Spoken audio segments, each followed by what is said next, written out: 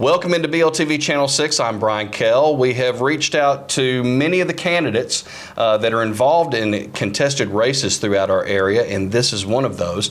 We have with us today Jeremy Richardson, who is vying for one of the open seats with the City of McMinnville on their aldermanic board. Jeremy, thanks for joining us.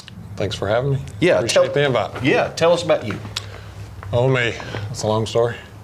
So, I was born here, raised here, lived here my entire life. Been married for 25 years. Have 4 children with my wife, Leanne. Have children, Brianna, her husband, Chatham, Hannah, Emily, and Elijah. 2 dogs. Lived in the Civic Center area for about 17 years. Worked in retail management for 20 plus years. So, you know, I've dealt with budgets and big numbers and all that good stuff for a while. Member at First Baptist. Been there for several years. It's one of those things that's kind of weird to brag on yourself, to me. But I guess in these sort of races, you kind of have to brag on yourself, you know. So, but we've been a lot of places and done a lot of things and had a lot of experiences, and that's kind of me in a nutshell. We enjoy camping, outdoor stuff, Tennessee football, just an everyday Joe. Yeah. What are people telling you are the most important things that they want to see happen in the city of McMinnville? Well, if you'd asked me this 2 days ago, I would have probably answered differently. Paving is a big thing. A lot of people think that our streets are very bad at the moment. We have potholes everywhere. Over the last few days, you know, fire trucks have really kind of showed up on the radar. Obviously, paving affects every single person that's in the city. They drive on these streets, you know. Fire trucks also could involve, you know, any of us at any given time. So that's an important thing as well. Even see a lot of the things about stormwater, other infrastructure like water and sewer. A lot of people talk about a lot of things. Yeah. So. You brought up infrastructure. That's always an important subject. You know, what specifically needs to be accomplished in your mind over the next 4 years in that area? I think we got to work on paving when it comes to infrastructure. That is definitely, to me, issue one as far as infrastructure. You know, our streets are bad. We've got some really, really bad spots. You know, my car almost automatically swerves when I get to a certain point on certain roads because it has muscle memory. You know, it's kind of crazy. So I think, to me, infrastructure-wise, that would be my number one, I guess, issue. Yeah. McMinnville's been fortunate to see growth in tourism. It helps in growing revenues. Do you have any plans to help kind of fuel that front over the next 4 years? I do think we're lucky. I look and talk to a lot of people, and we're blessed with rivers. We're blessed with a bunch of parks, really nice scenery. You know, we've got a lot of people come here and kayak and musky fish, and we've got a cave that's really cool, and we've got state parks that are very, you know, very visited. And yeah, I mean, we definitely got to push that. As far as, you know, government involvement, you know, there's a lot of businesses here that fuel that tourism, and I think government-wise, we stay out of their way, let them do what they do. But we certainly need to take advantage of our outdoors, our scenery, and our tourism in general. Yeah. I agree completely. The homeless issue, it's been a topic that's been you know, much debated recently. Right. Any thoughts on how that can be tackled in a better or new way? So my thoughts on homeless is probably not the most popular thought. I think, first of all, there's organizations that deal with homeless. I know there's at least 1 or 2 in McMinnville. I think if you're homeless, you fall into 1 of 2 categories. I think that you have a mental illness, or you've had a illness, and you're out due to that reason of a home, or it's your choice. So I think as a city, we should work with these organizations that hopefully are assessing these folks and putting them in one of these categories. So if you have a mental illness, or you have an illness, or you've fallen on hard times, and whatever the case may be, we need to work with those folks. Now, if you're here and you're homeless by choice, I think those folks probably need to go. From a safety perspective, I've seen homeless folks trespassing.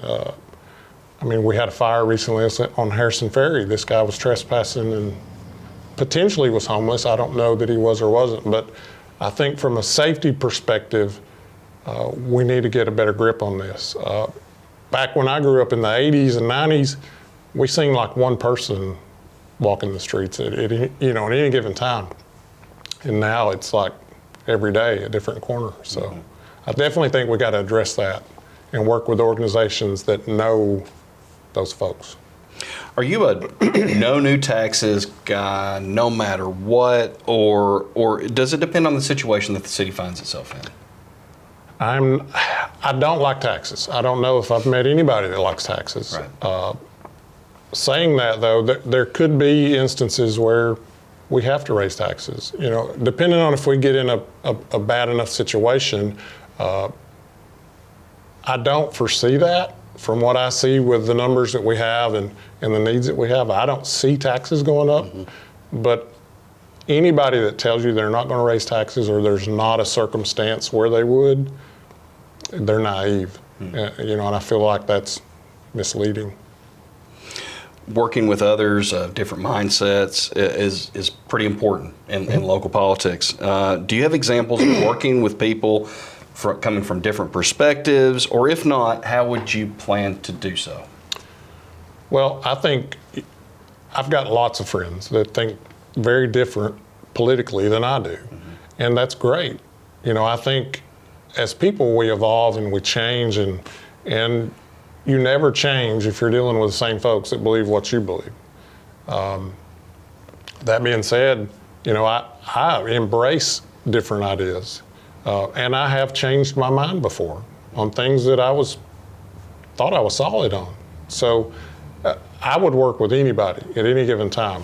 I really believe politically, for a long time, I thought it was this party versus this party. The older I get, the more I realize I think we probably both want the same thing, but I think we have different routes to that. I've used the analogy before, there's 2 or 3 ways to get to Nashville. We can go through Murfreesboro, we can go through Manchester. We're both going to get to Nashville. It doesn't matter which route we take. One is longer, one is shorter. One is, more traffic, not, less traffic. Right. So I think politically, most of us want the same result. We just disagree on the route.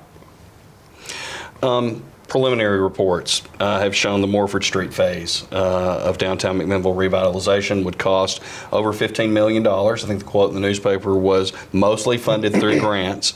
Are you for pushing forward this or not? And either side of that, why? That's a really tricky question. Yeah. So the key word is mostly funded by grants.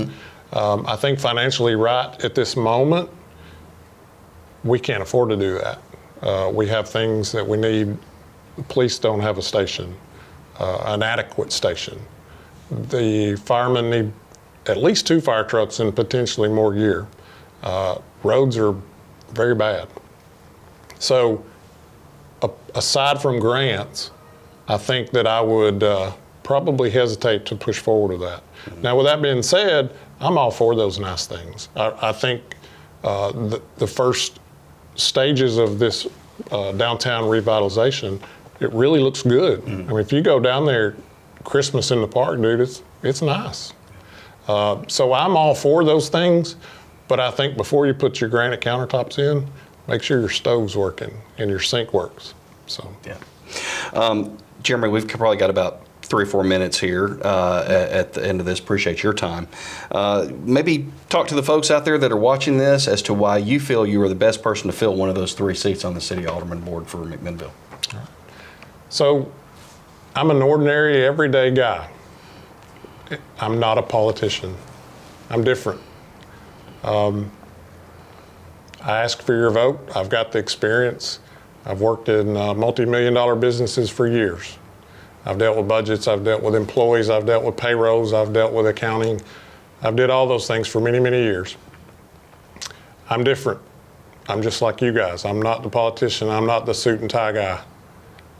I'm accessible. Reach out to me if you've got questions. I'd be happy to answer any questions, anytime. And that's about all I got, man. All right, thanks so much, Jeremy. We appreciate you coming by. And we thank you for watching as well. Just a reminder that BLTV Channel 6 will be providing 6 county live updates on election night, 7 p.m. on Tuesday, November 8th. We will be doing live updates from the Warren County Election Commission. And like we said, following a lot of contested races going on throughout the 6 counties that we cover here on BLTV. We thank you for watching and joining us here on BLTV Channel 6.